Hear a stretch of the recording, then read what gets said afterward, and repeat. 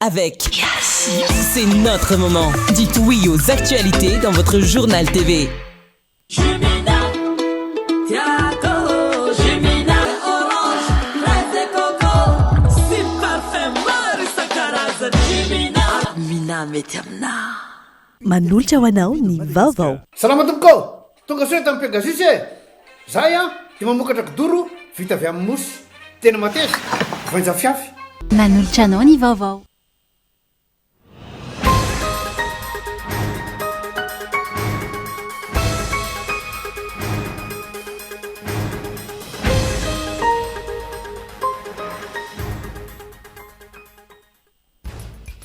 averina milona ny filana fototra ilain'ny vahoaka andavanandro omena sihatra ny tanora ao anatin'ny fanavaozana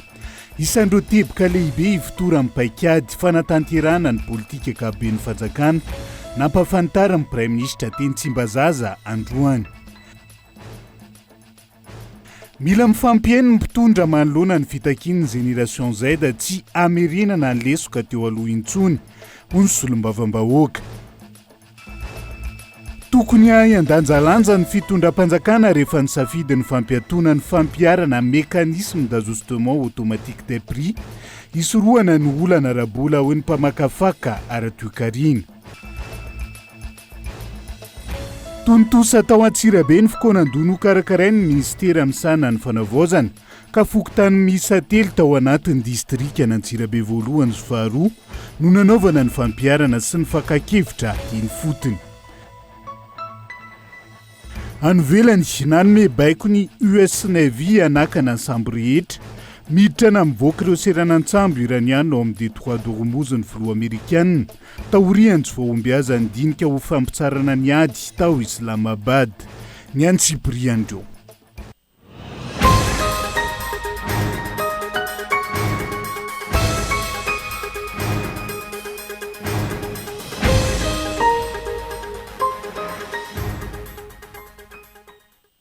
ankafaliana trany tomboky lasy tongo vavy no hitsidiany indray ny tokatranao amin'ity ality tonga soa atao anaty fotoana ny fampalalam-baovao manasanao avy hatrany anaraka ny antsiprian'izay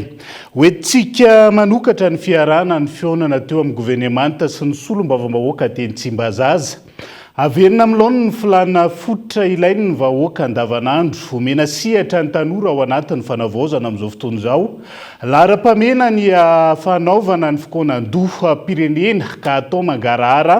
ny tety-andro entina hanatanterahana izany isandreo teboka lehibe ifotoran'ny fanatanterahana ny politika akaben'ny fanjakana izay nampafantara ny praiminisitra lehibe ny gouvernemanta teny Tsimbazaza ireo tamin'ity androany ny antsiprian'izay miompana amin'ny teboka folo ny paikady hitondrana ny fanatanterana ny politika akabe ny fanjakana nandritra ny fanehoan'ny praiminisitra teo anoloany ny solombavam-bahoaka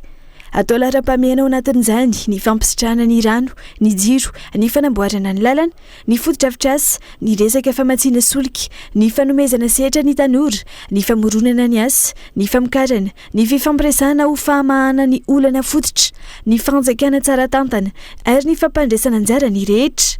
mazava ny tanjona ho an'ny asan'ny gouvernemanta amin'ity politika akabe ny fanjakana ity ny amalina ny filana fototry ny vahoaka ny ampatanjaka ny toekarena nanambara ny praiminisitra fa samivaingana misy fiantraikana ny amin'ny fiainam-bahoaka no takiana amin'ny gouvernemanta nanamafy ny tenany fa horavana ny fanagiazana irery ny fananam-pirenena amin'ny sehatra rehetra na ny monopolisation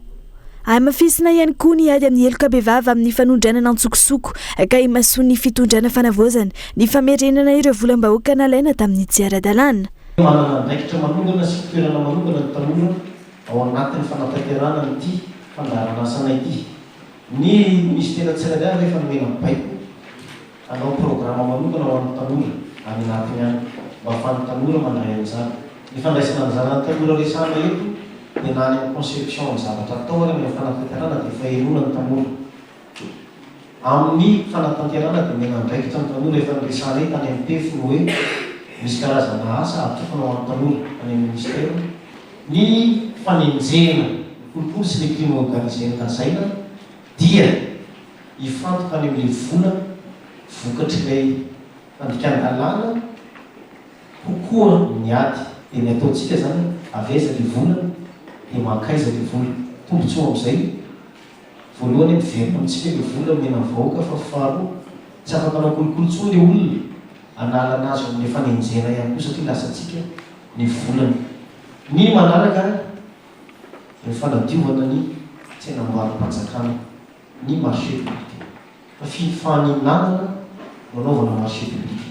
Ankoatra izay lahara-pahamena ao anatin'ny paikady hitondrana ny politika be ny fanjakana ity ny fanatanterana ny fikoanam-pirenena amitana ny fanavozana isy ny fanovana mifanaraka amin'ny zava-misy ankehitriny ny tetiandro anatanterana izany ao anatin'ny mangara azy. Mami ohatra fandripalemana dia fikoanam-pirenena mitokana io ka tsy ny foloalin-da sy ny mpitandro filaminana any no mikaondo fa ny malagasy rehetra eritreretintsika fa mpamboly zao dia mizaka ny vokatry ny tsy fandripalemana dia misy mpamboly ao reo zany a dia ho atsotsika daholo zay zany ny zavatra atao mandritra n'io fikoanam-pirenena io ary ho atao hatrany fotony io hatrany amin'ny fokotany no anaovana ny fikoanam-do fa tsy hoe tonga dia amin'ny faritra zay mahazatra hatramin'izay na hoe tonga dia asizy ny asizy raha vo le olona ao anatin'le corps fotsiny vory matetika dia fangatahana moyen betsaka ao fa tsy moyen ny olona eto amintsika eto fa toe-tsaina tena hoe entana mampandroso ny fikoanam-do rapitso moa efa manomboka ny tanora dia ny toendretrarehetra efa misy drafitra ao amin'ny ministère ny fanavozana zay avoaka efa namoaka izy tamin'le fotoanandro tadinareo mois de janvier na février fa misy mise à jour atao satria ny contexte efa niova dia ho atao mangarahara io dia ho hitandrehetra amin'ny site web ministère sy ny sisa hoe zao ny filaharan'ilay fikoanam-do hoe amin'izao ny daty ariananina amin'izao ny daty. Entitra ny praministra nanome toromarika ho an'ny ministra mpikamana ao anatin'ny gouvernemanta fahalalan-tsaina mibaiko amin'ny fanatanterana ny asa ny fikatsahana ny tombontsoan'ny malagasy sy ny firenena aloha ary tsy ekena ny fitadiavana tombontsoa manokana tsy fandaharana asa no andrasana fa ny vokatra azo mipakamana tsara ny fiainam-bahoaka ho fampandrosoana ny firenena ao anatin'ny fepitoana mazava mandritry ny fitondrana fanavozana. Nisongadina ireo nandritry ny fanoloran'ny praministra ny paikady hitondrana ny politika akabe ny fanjakana tena nivy ny anteny miram-pirenena amin'izao fivoriana tsy ara-potoana izay fihaonana voalohany teo amin'ny praministra sy ny solombavambahoaka taorian'ny nitsangana ny gouvernemanta vaovao. Miresaka an'izay fikoanam-pirenena isan'ny nasongadiny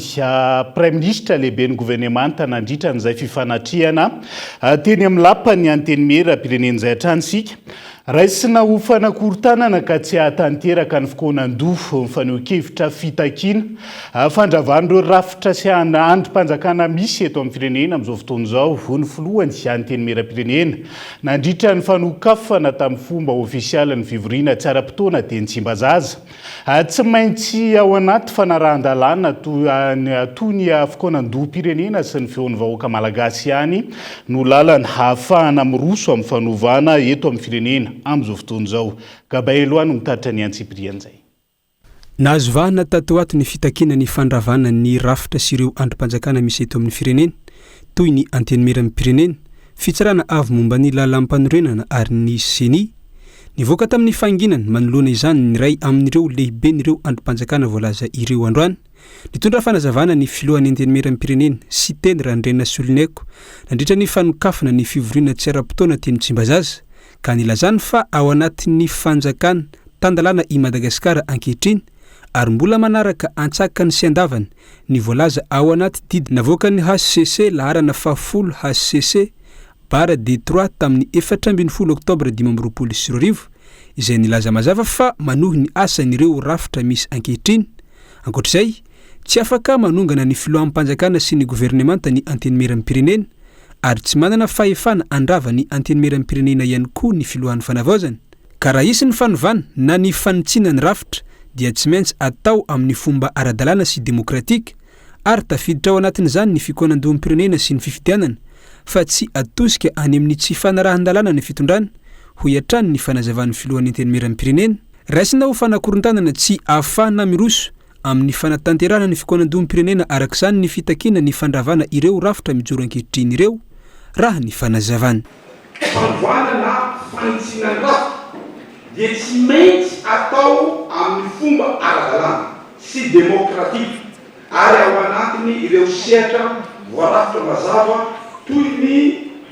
fikoanan-doam-pirenena sy ny fifidianana fa tsy atosika any amin'ny tsy fanarahan-dalàna izao fitondrana mijoro izao ho tanterahana tsy hoe ny fitaonam-doam-pirenena hanehoany vahoaka malagasy kely mahakasika ny lalam-panorenana sy ireo rafitra hitondra ny firenena ny fitakiana fandavana ireo rafitra mijoro ara-dalàna kehitriny iarasinay ho fanakorotana natao tsy anatanterahana ny fitaonam-doam-pirenena. ny namafy ny filohan'ny antenimieram-pirenena fa ny vahoaka malagasy maronisa iririany no masy mandidy sy tompony fahefana feno afaka mitaky izay hitondrana ny firenena ao andamosin'ireo solomavamboaka izany vahoaka malagasy izany ka tsy izay vondron'olona na antokon'olombitsy no isandoka izany raha ny fanehoan-kevitra trany miantso ny vahoaka malagasy rehetra arak'izany ny tenany ho tony tsy voarebireby amin'ireo karazana fanakorintana nataon'olo sasany eto amin'ny firenena. Ny vahoaka malagasy ireriany no masy mandidy sy tompony fahefana feno amin'ny fanapahan-kevitra hitondrana ny firenena. Tsy misy ampahan'olo na antokon'olo afaka isandoka izany fahefana vahoaka izany ka hanery tsy ampikorotana ny fitondrana. Noho izany dia mitaona ny vahoaka malagasy izahay ka tsy hanaiky atao fitaovana fampakorotana ny firenena. Mitaona ny rehetra izahay mba hiantsy sy hiomana amin'ny fiandrasana anjara mavitsika amin'ny fitaonam-doam-pirenena ho avy izay hamaritana miaraka ny lalam-panorenana sy ireo rafitra hitondra ny repoblika vaovao izay hazorontsika mianakavy. Feny na eo aza ny fitakina ny andravana ity androm-panjakana ity ny ziriziry ireo mpikambana fa mbola ara-dalàna ny fisiany ity rafitra ahafahany manohy ny asa mahasolomavambahoaka azy ireo ity. Androany noraisina sy nampahafantarina tamin'ny fomba ofisialy teny Tsimbazaza ireo solomavambahoaka vaovao nisolo ny toeran'ireo solomavambahoaka nisorona noho ny tsy fahatongavana mivory matetika ary nisolo ny solomavambahoaka voatendry ho ministra tamin'ny gouvernemanta farany teo. Ankoatr'izay maro amin'ireo solomavambahoaka tsy hitafiry teny anivony antenimieram-pirenena tamin'ny fivoriana farany no niverina sy tazana teny antoerana indray androany fa maro ihany koa ireo sady tsy hita tamin'ny fivoriana farany teo aloha no tsy mbola tazana hatramin'ny androany raha sy solomavambahoaka iray kosa no nandefa taratasy fialantsiny amin'ny tsy fahatongavana. Tsy hevina fa nosokafana tamin'ny fomba ofisialy androany ny fivoriana tsy ara-potoana eo anivony antenimieram-pirenena fotoam-pivoriana hatramin'ny 20 aprily ho avy izao raha ny fampitam-baovao voaray ka ny fanoloran'ny Prime Ministre Mamtina Rajoelinarsson ny volavolan'ny politika ankapobeny ny fanjakana ho an'ny fanavaozana sy ny fandaniana volavolan-dalàna laharana fa 320 bara 520 tamin'ny 20 Desambra 520 izay mifandraiky amin'ny fisoratana anarana momba ny fahaterahana amin'ny fomba miavaka ao anatin'ny rafitry ny fisoratana anarana biometrika VB no lahadinika amin'izany. Ijanona eny Tsimbazaza izay hatransika fa loha hevitra hafa isa mahaberesaka ihany koa amin'izao fotoana izao. Mila mifampiainy mpitondra manoloana ny fitakian'ny Génération Z tsy amerina ny lesoka teo aloha intsony. Raha ny faneho-kevitra nentina solombavam-bahoaka nanaovana fanadihadiana ihany koa. Ankilany namafisiny fa tokony ho an'ny fampandrosoana ny anatratrarana ny fanavaozana no imasony rehetra fa tsy anaiky ny akajikajy politika pitady seza indrindra ireo tanora amin'izao fotoana izao raha ny faneho-kevitra Tsiary Rasoarivelo. Tanora Gen Z miisa 4 no voalaza fanaovana famotorana eny anivon'ny brigady misana ny Elokabevavy eo anivon'ny polisy pireneny na ny BC ka isan'ireo ny mpitarika iray ao amin'ny Gen Z Irzo Gen Z raha ny fampitam-baovao azo. Ireo tanora ireo izay isan'ireo nanatanteraka ny diabe am-pilaminana ny zoma lasa teo. Etsika izay naneho ihany koa ny fahalalahany faneho-kevitra nomena ireo tanora ny azo ny kianjany 13 Mey. Mila mahay maka-lesona sy miaino ireny fitakiana samihafa ireny ny fitondrana fanavaozana tsy hiverena ny lesoka teo aloha intsony ho ny solombavam-bahoaka naneho hevitra. Ny azy zany dia hoe tena antsika rehetra hanavao an'ilay firenena. Raha io zavatra misy raha ny zavatra efa tsy mety nataony teo aloha no mbola averintsika dia lasa tsy mety, tsy lasa arefona hiverina sikilika ety ihany ilay krizy zany. Fa ny zavatra tokony jerevana dia hoe tsy manao tsintsinina n'ilay hoe mety ho fitakiana, mety ireny tanora ireny fa tena miheno an'ireny amin'ny zavatra rehetra misy hoe inona ilay zavatra mbola hita tokoa ve ilay firongony ary na izany aty izany ny aty amin'ny fitondrana amin'izao fotoana izao dia tokony hijery ihany koa hoe lasa zany ataontsika hoe hampiasa lera matahora sy ilay rehetrarehetra zany tsy mahasoa zany fa hoe fampiaina aloha ary esorina be dehibe andriamato premier ministre efa eno tsy lesaka hoe nisy fionana teo amin'ireo ZNZ amin'ny zavatra rehetra zava-dehibe zany fa ny hoe tena anao ampiasa hery hoe tena hitovy any teo aloha mino fa tsy anao an'izany ny mpanatateraka zany indrindrindra ny eo anivon'ny force ankilany tokony noho ny fampandrosoana anatratrarana ny fanavozana no imasony rehetra fa tsy anaiky ny kajikajy politika n'ireo mpitady seza ho etra ny fanehoan-kevitra tsy tokony anaiky atao fitaovana politika samihafa ireo tanora misy mpitarika sasy anao anatin'ilay izy mampametra-panontaniana ihany amin'ny zavatra fiatsika hoe eo anao mandefa fangatahana ao anatin'ilay izy hiditra ho anao ministra vetivety eo anao milaza fa rafitra maty io dia zany rehetra zany tokony mba hijerevantsika tanora hoe rehefa tsy nahazo seza zany ianao dia aratsianao le fitondrana satria tsy nahazo tsy nomia anao fa raha nomia zany ianao dia lasa hitanao hoe tena hoe mety io rafitra ity tena fanavozana ity dia zany zany fanaovana politika vadibadika sadasady zany efa tsy mahasolo le firenena zany fa hoe ndao tsika hanova rafitra eto amin'ity firenena ity anova fomba fanaovana politika dia zany no tokony andrasina antsika tanora tena le fahalalahana koa nge mila jerevana tsy hoe tereny mahazo malalaka dia lasa anao zay tiana atao anatin'ilay izy fa mila lanjalanjaina amin'ny zavatra rehetra le izy hoe mahasolo le firenena ary ve niverenantsika anaty krizy nilaza ihany koa ny premier ministre saranantanin'ny mpanao gazety eo anatrehany zao raharay izao fa ny fanadihadiana no hamaritra ny toy ny famitorany ny momba netsika tamin'ny zomanga mba iny sy asa botsy dia nareo malala fa nandray ny solotenan'ireo ZNZ reo tamin'ny zoma nandray ny fampiresaka ny fanadihadiana dia tsy asan'ny gouvernement zay tsy mahalala hoe inona ny zavatra nitranga sy hoe inona no antony andehanan'le fanadihadiana dia fanadihadiana moa mandeha dia angamba ny ataoko hoe tena tsara indrindra miandro ny vokatry ny fanadihadiantsika mizarazara treto ny fanehoan-kevitra mikasika ity raharay ity ankoatra izay nilaza ny tsy andray anjara amin'ny fikoanadohan'ny tanora izay hosokafana rampitso ireo tanora ZNZ sasany manambana ny anohy ny hetsika fitakiana ihany koa izy ireo ny sabotsy ho avy izao fitakiana hatrany ny andravana ny antenimieram-pirenena ny HCC ary ny CENI andrasana araka izany ny toy ny raharaha izay ny raharaha anatiny eto amin'ny firenena amin'izao fotoan'izao fa fiaraha-miasantsika amin'ny any ivelany vetivety vonina namafy ny fiaraha-miasa Madagasikara eo amin'ny lafiny toe-karena sy ny kolotsainy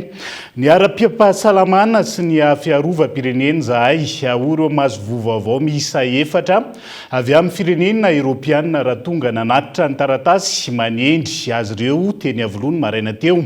fanamafisana ny fiaraha-miasa izay antenaina hitondra soa ho an'ny firenena andoharantsika ny Antsipriana Masoivy vaovao avy amina firenena Eropeanina misa 4 androany no tonga nanatitra ny taratasy manendry azy isana ny Madagasikara tamin'ny filohan'ny fanavozana ny kolonely Randrianirina Mikael teny amin'ny lampam-panjakana Iavoloha isan'izany masovony Repoblikan'ny Autriche vaovao monina ny Pretoria izay notendren'ny firenena isana ny rarara diplomatika mikasika ny Madagasikara ny masovony fanjakany Danemarka vaovao misana ny Madagasikara saingy monina ny Kampala ny masovony Repoblika Tchèque vaovao monina ny Pretoria ary ny masovony Repoblikan'ny Portugal vaovao ho an'ny Autriche manokana vonina ny anamafy ny fiara-miasany ara-stratéjika amin'ny Madagasikara io Autriche ho ny masovony vaovao na eo amin'ny sehatra ny ara-toe-karena izany na ara-kolotsaina ary koa ny ara-pampandrosoana L'Autriche possède une grande expérience. Manana traikefa lehibe Autriche eo amin'ny sehatry ny angovo avy amin'ny rano sy ny angovo azo avozana amin'ny ankapeny.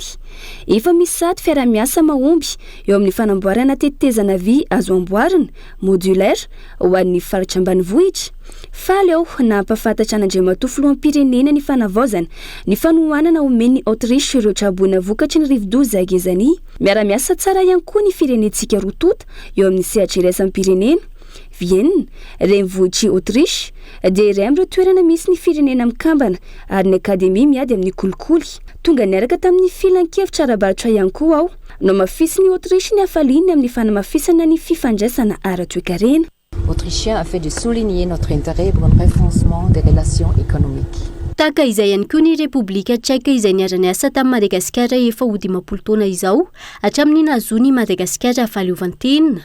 Vonina ny anamafy ny fiara-miasany amin'ny Madagasikara ity farany indrindra eo amin'ny sehatry ny fahasalamana ny lafiny ara-piarovana ho ny masovony eto an-toerana. Il y avait beaucoup des étudiants malgaches qui sont appris des études surtout en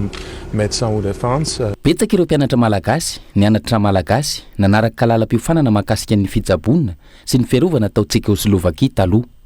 Vonina izahay ny anamafy izany fiara-miasa izany, indrindra eo amin'ny sehatry ny fahasalamana. efa misy orinasa iray miara-miasa amin'ny orinasa malagasy amin'ny fomba mahomby eto ho an'ny fitaovana sy ny fanatsarana ny hôpitalim-panjakana eto Madagasikara. Ary koa manana fahaiza-manao lehibe zahay eo amin'ny sehatra ny fiarovana. Naneo ny faniriany Andriamatoa filoham-panjakana ijery no mety ho fiaraha-miasa anamafisana ny fahaiza-manao ny tafika malagasy. Sehatra iray ihany koa io ahitana fa misy ny mety fampizarana sy iarahana miasa. Domaine où nous trouvons des potentiels de travail ensemble. Ankilany, fiara-miasa maro lafy ihany koa androany ny fampiresany teo anivony Masovony Republika ny Portugal vaovao sy ny filohan'ny fanavozana. Izany tetikasa momba ny angovo azo vozona sy ny fizahantany, ny fanamafisana ny rafitra ara-pifandraisana eo amin'ny firenena rotonta, indrindra ny fifandraisana mafiorina eo amin'ny vondrona Europeana sy Madagasikara. Demain on aura le dialogue de Samoa. Rampitso dia isy ny dinika mahakasika ny Samoa ary tena manolo teny zahay avy any Portugal hanamafy sy ampivelatra ny fifandraisana bilateraly amin'ny sehatra maro. Ny resaka momba ny angovo azo avaoziny izahay ary koa ny fiaraha-miasa amin'ny sehatry ny fizahantany. Ary amin'ny ho avy dia hiezaka hanome endrika azo tsapahitanana kokoa ireo sehatra ireo izay fanarahantsika ahafahana miara-miasa. Concrète possible au domaine dans lequel on va s'engager à coopérer. Andrasana araka izany izay mety ho ako ny fiara-miasan'ny Madagasikara amin'ireo firenena Europeana misy efatra ireo. Famaritana ny viditsolika manoloana ny zava-misy eo amin'ny sehatra iraisam-pirenena ankehitriny. Tokony handanjalanja ny fitondram-panjakana rehefa nisafidy ny fampiatona ny fampiarana mécanisme d'ajustement automatique des prix hisorohana ny olana ara-bola ho ny mpamakafaka raha toekarena. Tsy tokony haritra ny fidirany fanjakana an-tsehatra amin'ny fahamerana ny viditsolika ialana amin'ny sazy ho raisiny FMI na eo aza ny fitsonjovana ny saramba be bahoaka antony hanandraisana an'izay fanapahakevitra izay honina saina. Mbola tsy fantatra reto izay fepetra mazava ho raisan'ny fanjakana taoriny ny fampiatona ny mécanisme d'ajustement automatique des prix raha ny ambarany ministre ny angovo sy ny akoranafo androany. Mahakasika ny viditsolika dia nahantona aloha le mécanisme d'ajustement automatique dia mbola ifanarahan'ny mpitondra fanjakana ny vidiny fa hatreto aloha zany dia io ny vidiny sitrahantsika izay tombony ho an'ny vahoaka. Tsy tena hoe hanao subvention fa amin'izao zany io ny vidiny eo dia mbola miarahana midinika mitondra fanjakana ny vidiny izay tokony hampiarina fa tsy manaraka le efa niarahana nidinika tamin'ny FMI le io fampiatoana ny mécanisme d'ajustement automatique dia afaka 3 herinandro dia misy sambo hafa tonga indray nefa tokony afaka ray volana fa miroso 3 herinandro dia arinany sambo afaka 3 herinandro eo dia misy sambo raiky reto tonga amin'ny faraparany volana me en effet anatin'ny 2 volana latsaka zany dia misy sambo 3 tonga eo milamina tsara ny famatsiana solika eto amintsika. Mety ny fampiatona ho fitsonjovana ny vahoaka malagasy fa tokony hijery lavitra ihany koa ny fitondram-panjakana eo anatrehan'ny fiara-miasa amin'ireo mpiara-mombonantoka ara-bola sy ara-teknika toy ny Fonds monétaire international izay tsy marisika amin'ny fanapa-kevitry ny fanjakana io. Normal be aloha zany ny action nataon'ny fanjakana amin'izao fotoana izao hoe ao anatiny amehana raha angovotsika eto Madagasikara amin'izao fotoana izao hoe iny ihany zany fomba anankiray ahafahana miala aloha amin'le fifanarahana nataontsika tamin'ny FMI. Mety hisy ankon'izay aloha zany amin'ny fivoahan'ny faika sy ny FRD manaraka eo satria ny FMI anazy dia tsy maintsy voahaja ny condition maromaro izay apetrany zay izy vao afaka midébloquer an'le famatsiana manaraka. Tsy maintsy zany tsika eto Madagasikara zao ampiakatra ny viditsolika raha ny eo anivon'ny iraisam-pirenena raha ny kajikajy zany mandeha dia mety efa hananika ny any amin'ny 7,000 any ny vidanantsika ny amin'ny pompe ny litatra ny carburant eto Madagasikara. Izay nefa tsy ho vitantsika vahoaka eto Madagasikara. Tsy maintsy miroso zany fanjakana amina resaka subvention amin'izao fotoana izao. Tsy maintsy ho ampiakarina ilay vidin'ny solika ny anivon'ny station eny kanefa ho ferana ihany izay fiakaran'ny viditsolika zay dia tsy maintsy ianao izay subvention zay. Io no mety ho fiara-miasa amin'ny FMI ny mety ho fahasalamana ny kitapom-bola mpanjakana sy izay trosa tsy maintsy ho efaina amin'ireo kompania mpamatsy solika fa olana iray ihany koa ambonin'ireo ny momba ny orinasa Jirama izay mbola miankina amin'ny solika ihany koa mandrakandroany. Madagasikara aloha zany amin'izao fotoana izao anatin'ny antsoina hoe déficit budgétaire. Mainka zany ampy an'ity hoe fanampiana an'ireo kompania solika sy ny solika amin'ny ankapobeny subvention amin'ity resaka solika ty vao mainka zany hitombo izay déficit budgétaire zay. Ny vahaolana ho an'i Madagasikara ho amin'ny anio dia tia moa vaolana efa zay noresahana teo aloha foana ihany hoe hitodio amin'izay ilay tena arenantsika. Anisan'izany tsy mirolo zay tena efa maro fandinihana sy ny ataontsika hoe étude fa afaka atao tsara mihitsy mampiasa ny solika tsy miroro, surtout anatin'ny jirama ary tena anana olana goavantsika eo amin'ity resaka solika sy ny jirama ty amin'ny fahatapahan-jiro ato ato enina dia efa miroso ao anatin'le hoe fampiasana ny angovo azo avaozina ary tsika eto Madagasikara dia tena anana olantsika ato ato zany amin'ny famatsiana izay solika eo anivony jirama zay na tiatsika na tsy tiatsika. Andrasana araka izany izay ho fanazavana sy vepetra ho raisin'ny fanjakana taoriana izay fampiatona ny mécanisme d'ajustement automatique des prix izay. Miresaka an'izay toekarena izay hatranisika fa sihatry ny arena kibony tany vetivety ifampidinika tsy ho ela ny fanjakana sy ny orinasa QMM mandrindrana ny tetikasa samihafa. Vatsian'ny QMM amin'ny alalany RSE na responsabilité sociétale des entreprises. Hoy ministry ny arena kibony tany sy loharano-karena stratéjika nandritra ny fidinany fotony nataony tany Tolaniaro ny farany herinandro teo. Hojerena manokana anatin'izay ny fahafahan'ny eny anivo ny faritra manapaka ireo tetikasa ifanaraka amin'ny filan'ny faritra misy azy ireo sy ny ataontsika hoe filan'ny mponina eny fotony ihany koa ao anatin'izay ny Antsipriany. Tsy mazava amin'ny mponina indrindra ny avy eo anivon'ny kominina maro voakasika mivantany fitrandrahana fasimenty ataon'ny QMM ao Taolagnaro ny fandrindrana ny teti-bola natokana anaovana asa sosial na ny responsabilité sociétale des entreprises hatreto antony fitakina maro ataon'ny mponina indrindra ny ao Andrenivohitra Taolagnaro hatramin'izao hoy nisy milavam-bahoaka. Fa ankehitriny le RSE ny olana satria nanomboka tamin'ny 2023 dia tsy hitan'le vahoaka izay sehoan'le fitrandrahana ilay hoe aiza ny nandehanan'le vola satria zareo manana ny projet donc zay zavatra izay moa zany nahatonga zareo nitrotra ny vahoaka hoe aloha mba ny projet avy ety aminay no vatsina vola indrindrandrindra ho anay izay toerana hitrandraha ny orinasa QMM ka zay zavatra izay moa nalefanay zay tatitra zay satria taloha dia tsy maintsy mandalo any conseil des ministres foana ny zavatra tapahan'ny COS avy ety dikan'izay zany miova foana zany ny zavatra rehefa tonga any ka izao zany nangatahan'ny vahoaka indrindrandrindra mba hoe aloha ny tetikasa sy ny zavatra aty amin'ny faritra aty amin'ny toerana hitrandrahana no entina validena ary eto amin'ny faritra ihany koa ny manapaka an'izay zay projet ny communauté zay. Fototry ny olana raha ny fanazavana ny protocole d'accord nataony fitondrana teo aloha sy ny QMM ny taona 2024 io fifanarahana io izay tsy mamela mazava ny eny fotony hanapaka ny tetikasa mipaka amin'ny filan'ny mponina sy ny faritra anosy misy ny fitrandrahana tsy maintsy jereny ny vaholana manoloana izany hoy ny ministra ny arenan-kibony tany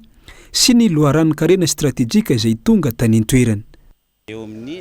4 tapitrisa dolara isa-taona. Io vola moa marihana fa ny QMM ihany no mitantana azy fa ny lisitrin'ireo tetikasa izay hovatsiana vola no tapahan'ny COS sy ampiakariny any amin'ny filakevitry ny ministra izay mametraka an'izay lisitrin'ireo tetikasa izay hovatsiana vola ireo. Fa presahana moa ny zavatra nisy teto izay fanirian'ny vahoaka ety fotony izay mba tokony hisitrahan zareo amin'ny ankapobeny an'io RSE io izay faniriany zareo ihany koa mba hoe mba afohifohy kokoa ny fotoana anaovana traitement de dossier mba tokony mijanona ety amin'ny faritra no mametra an'ireo lisitrin'ireo activité na risquen'ireo tetikasa izay tokony hovatsiana vola. Tao anatin'izay moa ny votra tao anatin'izay fa ny protocole d'accord dia zavatra fifanarahan'ny roa tota dia ho atao amin'ny fotoana tsy ho ela ny fampiresahana eo amin'ny orinasa sy ny fanjakana hijerena izay ataontsika hoe inona ny vahaolana maharitra ho an'ny faritra. Namafisin'ny ministra tompony andraikitra hatrany nandritra ny fidinany tany an-toerana fa isan'ny fepetra no takiny amin'ireo orinasa na fikambanana misehatra amin'ny fitrandrahana arenan-kibony tany ny fanaovana ny RC tsy azo ekena ho izy ny hoe toerana ivohan'ireo harem-pirenena kanefa adino amin'ny lafin'ny fampandrosoana sy ny maholona iraka ampandreketina ireo mpikambany gouvernemanta araka ny baiko ny filohampanjakana ihany koa ny hijirena ny tombontsom-bahoaka amin'ireo asa na tetikasa rehetra eto amin'ny firenena manomboka izao ka entitra ny fitsirihina sy fampanarahan-dalàna hoy ny ministra tompony raikitra tamin'ireo komina izay nolalovana indrindra ny tao amin'ny faritra nosy. Ny fahalaviran'ny toerana anatirana ny olana hamfakan'ireo mpianatra kopia ao anatin'izao fanisana biometrika ataon'ny ministera ny fanabeazam-pirenena izao raha ny fanazavana anatsarana ny kalitaony antotanisa momba ny mpianatra no isan'ny tanjona goavana ao anatin'izay ka na eo aza ny olana mahavitrika hatrany ireo misoratra anarana ao anatin'izay Entsora Soarimalala. Efa miroso amin'ny fanisana biometrika amin'izao fotoana ny ministera ny fanabeazam-pirenena ka avadika nomerika ilay kopia taratasy ahafahan'ny malagasy rehetra manana kopia sy tafiditra ao anatin'ny digitalisation ho an'ny EPP akany firaisana ambalalala manokana. Manodidina ny 20% ny mpianatra no misedra olana amin'ny fakana kopia ka anisan'izany ny fahalaviran'ny toerana nahaterahan'ny mpianatra. Tampoka loatra ny fampilazana ka antony tsy nahafahan'ireo ray aman-dreny ny homana mialoha. Ray aman-dreny aloha azo atao hoe mavitrika ihany rehefa netany natao amin'ny fivorian-doha fa misy fotsiny ny olana ilay lavidavitra kely maka kopia dia tsy maintsy izay kopia nananany tao ihany nampiasaina. 20% ny mpianatra ngamba no misedra olana amin'ilay hoe lavitra ny maka kopia. Saina naka ihany zareo na saina nanafatra fa ilay taona nefa voafetra ihany hatramin'izao aloha no nanaovana anazy tamin'ity dia tsy maintsy izay kopia nananany teo ihany manana kopia zareo fa somary efa ilay ratsiratsy. Misy tena nanolo rezidansa satria misy tena tsy azo vakiana moa misy tena hoe tsy nisy mihitsy teo an-tanany ngamba nanolo rezidansa teo amin'ny anankiroa telo teo fotsiny fa ny ankabetsahany ilay kopia original. Olana ngamba raha ohatra misy ny amin'ny manaraka dia mba atao alolo ilay fotoana izany hoe somary mena lolo zany ahafahan'ilay ray aman-dreny tena maka an'ilay izy any amin'ilay toerana nahaterahany satria teo tampoka be ilay teo dia fotoana kely fotsiny dia tsy voavotsy. Amin'ny ankapobeny azo lazaina fa mavitrika ireo mpisoratra anarana ho an'ny komuna Bemasoandro raha izay ray volana sy tapany izay no jerena na izany mitovy hatrany ny olana. Misy ireo teraka lavitra tonga misoratra anarana ao amin'izy ireo ka tsy maintsy mitady hevitra raha ny fanazavana. Efa nisy ireo solotena ny fanjakana nidina ifotony ny scanina ireo kopia izay nanomboka ny taona 770 hatramin'ny taona 12 ny atotanisa izao tsy tena voafatra fa ny taona no tena natao nanomboka tamin'ny taona 1978 ka hatramin'ny 2019 ireo boky scanina zareo. Ilay olana an'ilay sokatra anarana nisy tsy teraka teto dia nefa zareo tonga nanoratra anarana dia izay no nampisorana kely fa nalamina arak'izay tokony nalamina tamin'ilay izy dia milamina. Presque navita daholo ihany fa ny olana angamba atao eo amin'ny hoe 200 raha be indrindra. Mazava-dehibe an'ilay izy zany dia arak'ilay hoe izao tokana dia olona iray zany dia manana akta anankiray izay tsy hitambarana ny olona fa anazy rehetra. Ito manarana ny sekoly sy ny farim-piadidim-pampianarana eto Madagasikara ny fanoratana mpianatra amin'ny rafitra biometrika natao anavaozana sy anamora ny fitantanana ny antotanisa eo amin'ny sehatry ny fanabeazana. Ity rafitra vaovao ity izay mampiasa fakana diantanana sy sary ho fanamarinana ny mombamomba ny mpianatra tsirairay. Isorohana ny lesoka sy ny fisoratana anarana diso. Araky ny fanazavan'ny tompony andraikitra avy ao anivon'ny ministera ny fanabeazam-pirenena tanjona lehibe amin'ny tihetsika ity ny fanatsarana ny kalitaony antotanisa momba ny mpianatra, ny fanamorana ny fitantanana eo amin'ny sekoly sy ny sisko ary ny fanamafisana ny fanamarinana ny lisitry ny mpianatra. Izay ndredivety ao anaty doka fosika rehefa aveo ny fokoanan-doham-pirenena no tanterahana atao vakina karatra. Eo ihany koa ny zanam-pandaharana Kopenao iresahana betsaka ny fandrorana etsiroa izay isany mahatonga aretina maro ihany koa no iresahantsika ny resaka fahalalam-pomba ao anatin'izay ao anatin'ny tapany faharoa ny fampahalalam-baovao. Aza misaraka aminay ary.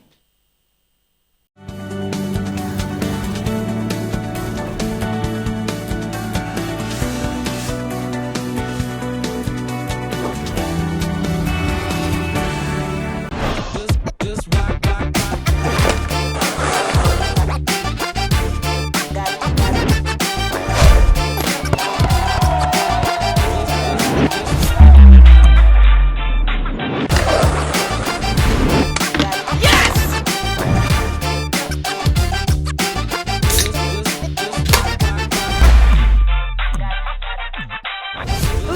be oko canette 33 centilitres indray zao ny malaza lay oko miaraka aminao naiza dia manjary sy roa ariavariary monja efa folo taona mahery zao ny siny vovo-tsavony extra propre manatsara traniny kalitao an'izy ary zany mahatonga anazy mbola mitana laharana voalohany raha mbola eta Madagasikara. Mora malio ty lamba lafa mampiasa extra propre tsy mandany fotoa ela tena afapo aloha zaho. Za aloha tena efa ela ny afapo satria izy no vovo-tsavony mandahatra indrindra raha mbola eta Madagasikara. Menakala tegna tiavako extra propre izy managna hanitra maro be surtout parfum floral tiako tianao fo ma chérie fa extra propre zao vovo-tsavony tegna ankafizin'ny malagasy jiaby. Extra propre rô tsara afa ihany extra propre sady ny vidiny 300 ariary foana. Marina be mihitsy zany a rehefa hoe vovo-tsavony zany dia efa hoe extra propre tompiny fahadiovagna. Pâques fabuleuses! Une occasion à ne pas rater dans tous les magasins Cosmos du 23 mars au 19 avril. Des remises allant jusqu'à 40% sur certains produits. En plus, bénéficiez d'une facilité de paiement jusqu'à 30 mois avec la vente à crédit Mirage uniquement chez Cosmos. Qu'attendez-vous pour aller chez Cosmos du 23 mars au 19 avril et profitez de remises allant jusqu'à 40% sur certains articles. Cosmos, votre partenaire de confiance. Jumina, Tiago, Jumina, Mangala Etanaka, Manala Eta, Itanam Pibatareta, meilleure qualité, mituna vitamine C. Jumina, ni goûter naturel, c'est pirate, fatenga réel. Parfait orange, fraise et coco, c'est parfait marisa caraza. Jumina, avyagne roche, alle tenga toche, mina mety amina.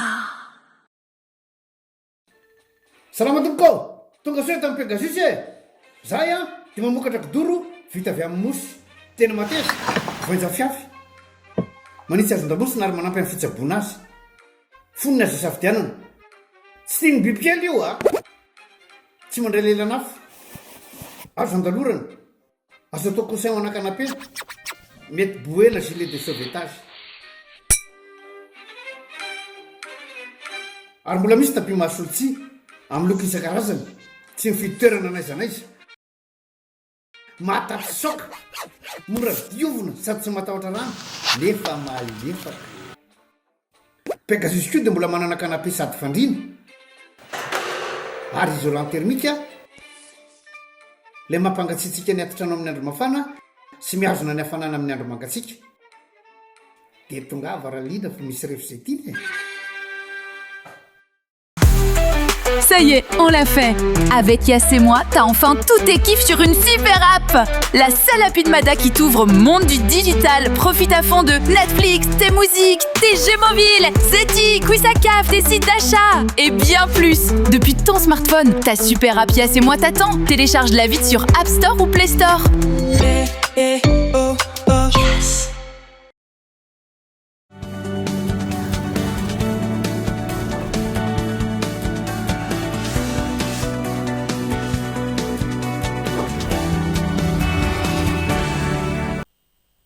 Abatrany tongolasy tongovavy tonga sondray atao anatin'ny tapany faharoa amin'ny fampalalam-bavao amin'ny tiala ity.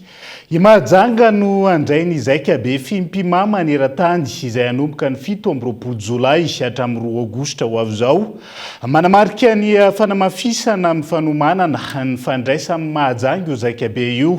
Amin'ny fiatrian'ny tony foibe ny Fimpima maneran-tany lanona amin'ny mpanamariana. Amin'ny fahatratrarana ny taom-baovao no karakarain'ny Fimpima sampaparitra Mahajanga. Andao arahantsika ny antsiprian'izay tanteriny Christian Andriamieri. Ny fianianan'ny filohan'ny sampany Fimpima avy any Ambatoria noho ny santarana ny fifampiarabana nahatratra ny taom-baovao 7 ho an'ireo mpikamba nato amin'ny Fimpima sampam-paritanin'ny Mahajanga omaly alahady 12 ny volana April izay nitronony tonoa foibe ny Fimpima maneran-tany. Misandrahaka amin'ny toerana maro ato amin'ny faritanin'ny Mahajanga ny Fimpima izay feno 20 taona nisiany teto Mahajanga ny taona 20 teo. Ny faritampima Mahajanga raha resahana dia feno folo ny sampana mandrafitra ny faritampima Mahajanga amin'izao satria manaraka ny geografia misy ny melaka Sofia Boeny Betsiboka fa feno sampana Mahajanga Doly izay efatra samy hafa zay. Ny androany koa nakalazana ny taom-baovao zay irarina soa ny mpiambana rehetra egna mba hitondra soa sy fanambirana ho antsika ty taona 2024 ty satria andray zava-dehibe ny faritany Mahajanga amin'ity taona ty dia nizaika be maneran-tany amin'ny 7 ny volana Jolay ka hatramin'ny 2 ny volana Aogositra. Anarivony ny mpiambana fa misy moa amin'ny fikambanana misy ny mpikambana tsotra misy kosa miofana dia nijanona izy misy ny mpikambana raikitra raha ny mpikambana raikitra dia mananika ny 700 any.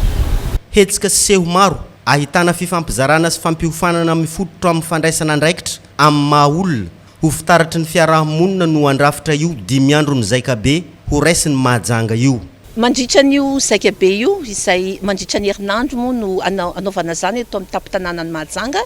dia eo no fotoan-dehibe aloha voalohany indrindra iresahana sy andiniana ny fiainam-pikambanana zany hoe misy ny fivoriana ho an'ireo sokady sy ao anatin'ny rafitra rehetrarehetra ao anatin'ny fikambanana. Ankoatran'izay tsy afa-misaraka ihany koa amin'ny fimpima ireo karazam-piofanana isan-tsokajiny manatombo sy mananjara ny mpikambana atao amin'ny fimpima satria dia misy hatrany ny fiofanana na mety fiofanana amin'ny maha olona na mety fiofanana amin'ny fampianarana na fiofanana amin'ny ankapobeny dia misitraka izany mpikambana fimpima. Tsy mpikambana fimpima ihany nefa satria ao anatin'izay zaika be izay no anaovana ihany koa ny herinandro ny kabary izay misokatra ho an'ny daholobe izay rehetra zany lina amin'izany ataontsika hoe herinandro ny kabary zany satria amin'izay fotoan'izay no ahitana an'ireo seho-kanto takalo isa-paritra indrindra zany ny fizarana ny zava-misy any amin'ny faritra rehetra atria izay le lazaina teto hoe ho ambohi-piaona ny lafiny valon'ny nosy sy ny maneran-tany io fotoana io dia misy takalo isam-paritra eo na ara-javakanto zany na ara-kolotsaina dia efa anetana na sy anasana sahady ny mponiny Mahajanga iray manontolo. 17 taona lasa no jiroany fikambanan'ny mpikabary malagasy firenena 30 maneran-tany misy ny fimpima izay ahitana mpikambana 5,000 eo itsinjarany faritany 17 ahitana sampana 9,90.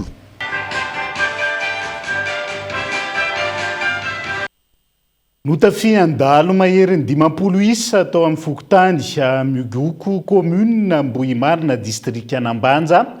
farany herinandro lasa teo manolana mandratra mandrobana tsana an-tanàna ireto dalo reto raha ny fitarainany roapolona izy ireo zay mipetraka any anatiny faritra rovana ka anairana ny tompona andraikitra isa nambaratonga ny ao anatin'izay andao arahantsika ny fanampanazavana. Ronaby io fa mitarimy dahalo safety 23 andro farany agnaby regny nefa ataoko fa mba magnafitra voalohany. Zay tsy voavelogno faritra rovogna io ary manana faritra rovogna koa ro faritra Sofia any. Ma ino mbanao tsy mandeha faritra Sofia? Hafa maro taregny natao rehetra amin'any fa donc mba fa tsy mahampy ampolo fitaregnan'ambola ato mbala tsisy zavatra mahazo ro jusque zao. Kezaheza la tsy ahegneky ndre ino kiatra ndre ino kidona zay tsy agneky amin'ny fatry raha nendera ven'olo. Ndray mandreny isazokazany ambony agny mba hitsangana zegny amin'ny raha ty fa efa tsy raha loatra ndra mahazay azy. Araka nefa natsidiko mialohany idirantsika tao anatiny doka fohy teo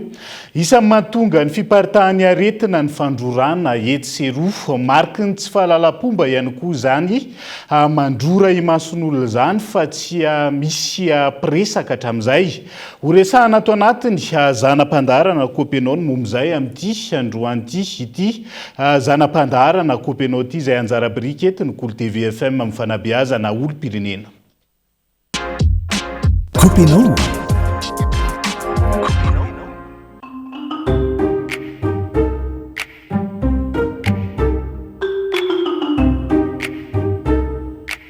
Ona kolesre sera teorien le tiotsi. Sera amlam perente curtanz le ron fuchan le.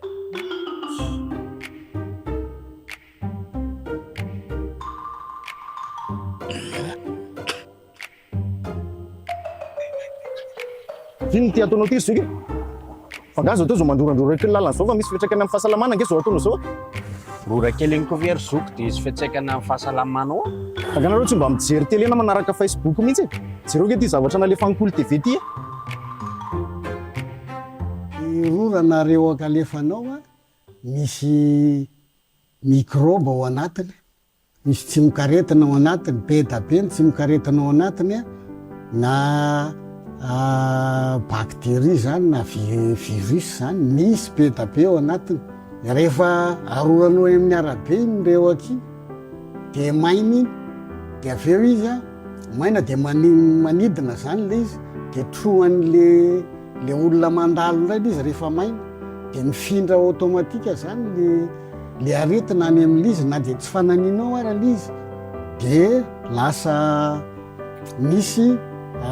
risque be mihitsy zany ho an'ny mpiaramonina ho an'ny mparay-tanindrazana le izy de tokony eritreritra zany tsika hoe tsy mety le mandorarora sy mandreo aky any amin'ny arabe de ny any mahavoatra moa aty amin'ny any na minaparaky izy na mandreo aky izy nana de ingainy tsy de ao izy mandoro dikan'izany raha misy aretina izy de mifindra amin'ny taranany sy ny fianakaviany ao an-trano ihany le aretina fa ny atao de ny olon-dehibe taloha raha manora-paraky de manana kapoaka kely zay izy de arorany eo le izy de rehefa feno le izy de ariny any amin'ny WC le izy. Hitanao n'izany teny dokotera zany fa tena be dia be le voka-dratsy azo avy amin'ny fandroandroana kely lalana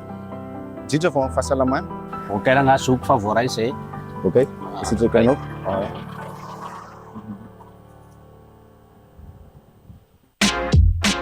Kopinao zay.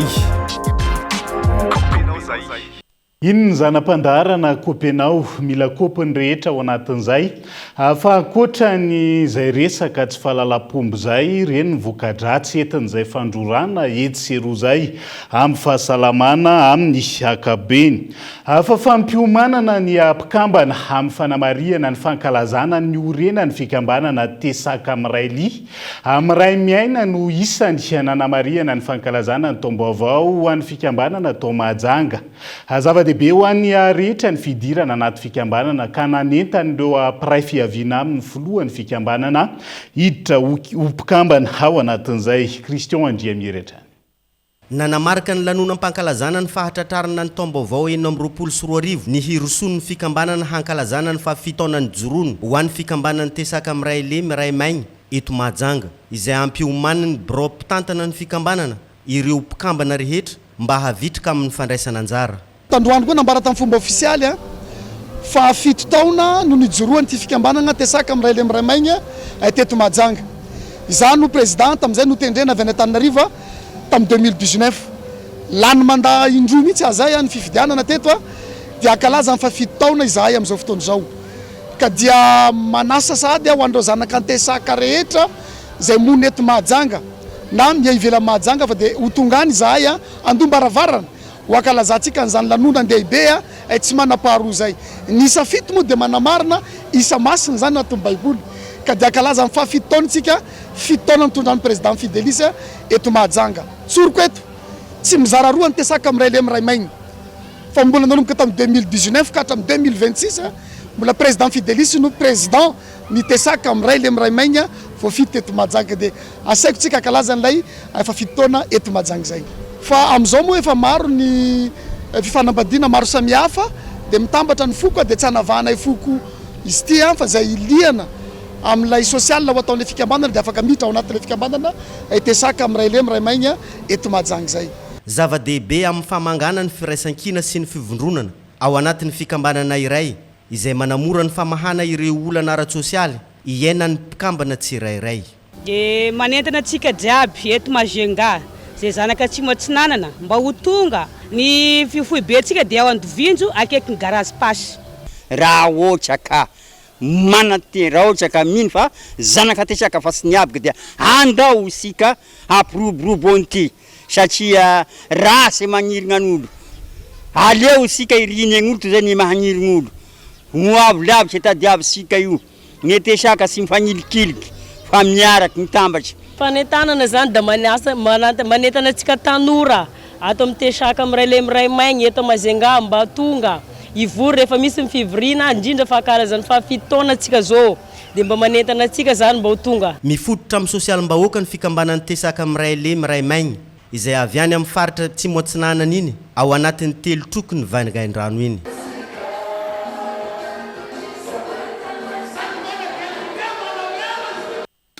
Iverenantsika vetivety ny resaka fokoanan-doam-pirenena nyresahana tany amboalohany fa tao Antsirabe. Tontosa tao amin'ny renivohitra amin'ny faritra Vakinankaratra ny fokoanan-doha nokarakarain'ny ministera. Misahana ny fanavaozana ka fokontany miisa 3 tao anatin'ny distrika an'Antsirabe voalohany sy faharoa no nanaovana ny fampiarana sy ny fakakevitra teny fotony tonga tany an-toerana. Nanotrin'izany ny minisitra misahana izay fokoanan-doha izay andao rahantsika ny Antsipriany tanteriny Andrindrina Randriamiarso. Totosa teto amin'ny renivohitra ny faritra Vakinankaratra ny fokoanan-doha izay nokarakarain'ny avy eo anivony ministera misahana ny fanavaozana fokoanan-doha fampiarana na andrana izay natao teny anivon'ireo fokontany miisa 3 tato anatiny distrika an'Antsirabe voalohany sy ny distrika an'Antsirabe faharoa. Ity antsika ity izay tafiditra tanteraka ao anatiny asa ministera misahana ny fanavaozana amin'izao fotoana izao raha nambarany ramatoa minisitra izay tonga nanatrika izany taty an-toerana tazana nandritra ity fokoanan-doha ity ireo fokon'olona sy vondrona ary fikambanana maro samihafa tena anivon'ireo fokontany tsirairay avy ary nandray anjara vatana tamin'ny fanehoan-kevitra. Nosafidiana manokana ny faritra Vakinankaratra nanomboana ny fokoanan-doha tahaka izao hoy ny ministra misahana ny fanavaozana mba hafantarana ny zava-misy marina sy ny takian'ireo mponina eny fotony amin'ny fampandrosoana sy fanovana ny firenena. Ny fokoanan-doha izay atao zany dia manomboka any amin'ny fokontany any no ivon'ny fampandrosoana ny fokon'olona no tena tompon'andraikitra somena vahana amoaka an'izany izy no tena malala ny olana ihany anao anaty fokontany izy no malala ny vahaolana ihany koa ary izy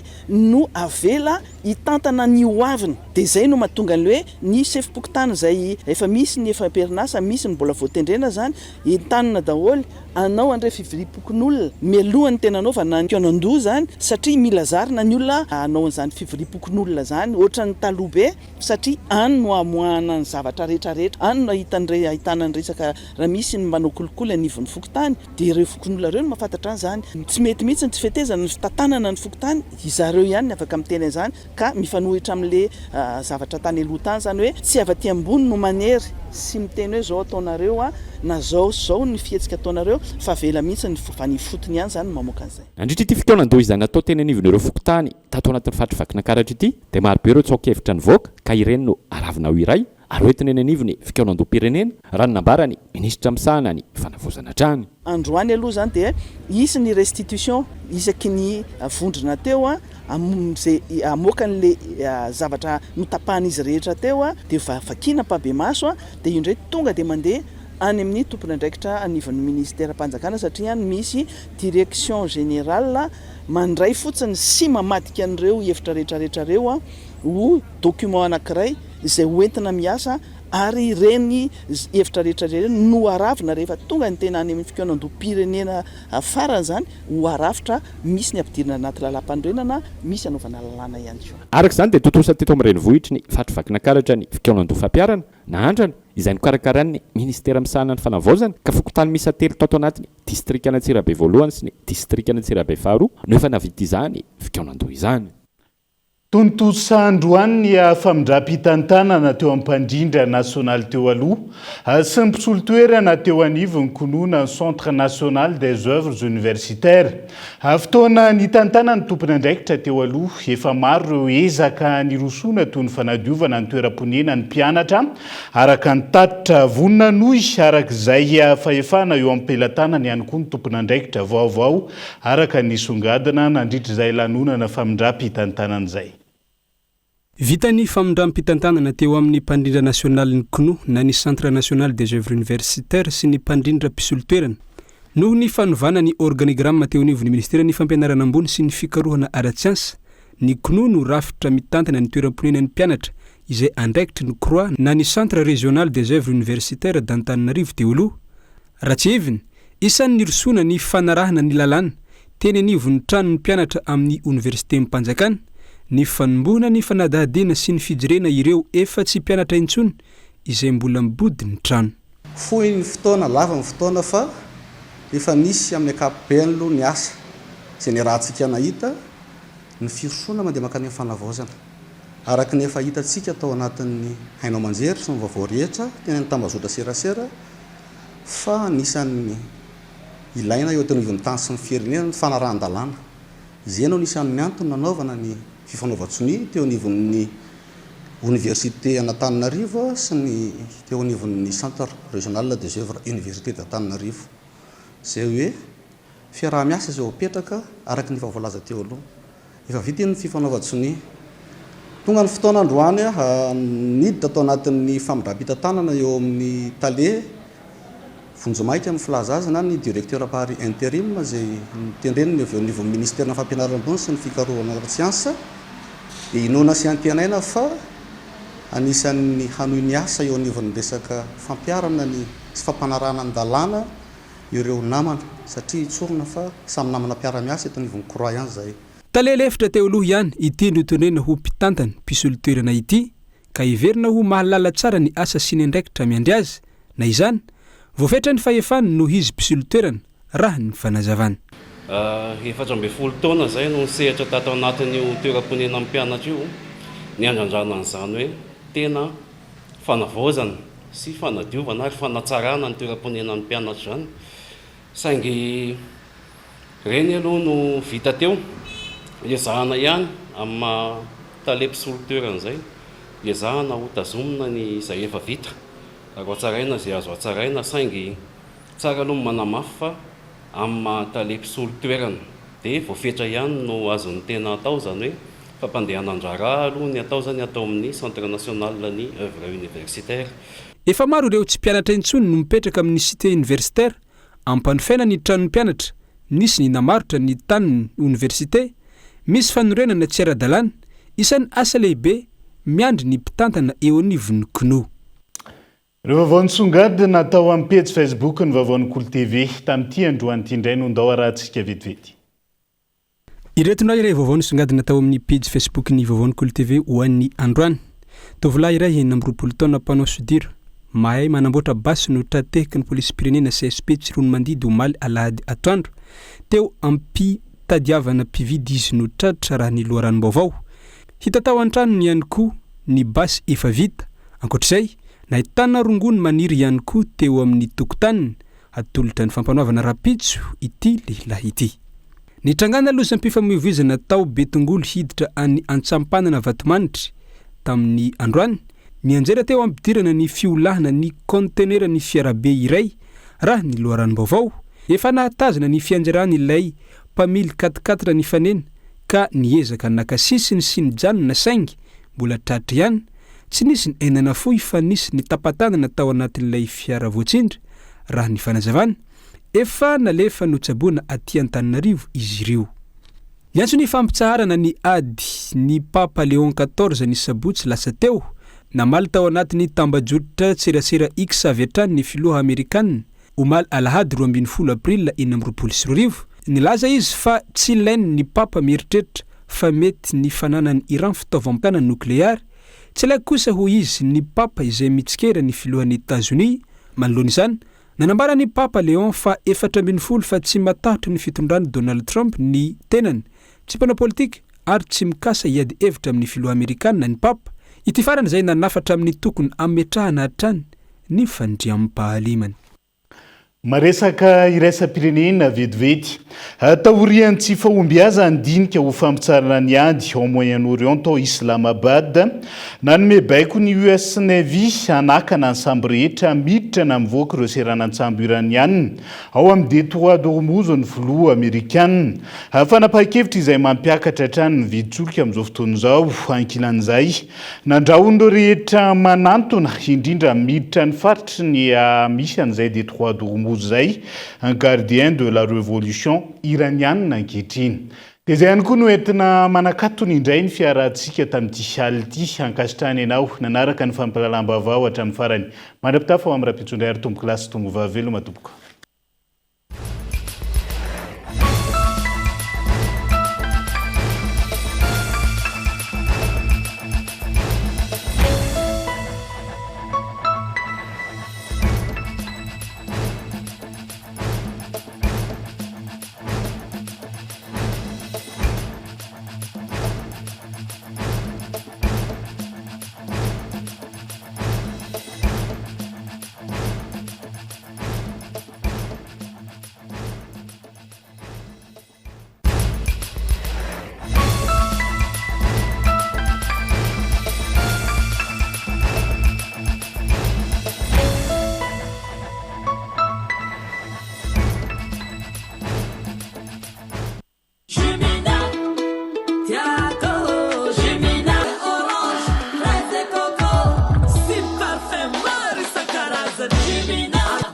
mety amina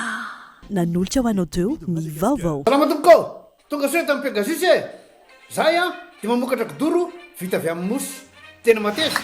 voanja fiafy vous a présenté ny vaovao avec c'est notre moment. Dites oui aux actualités dans votre journal TV.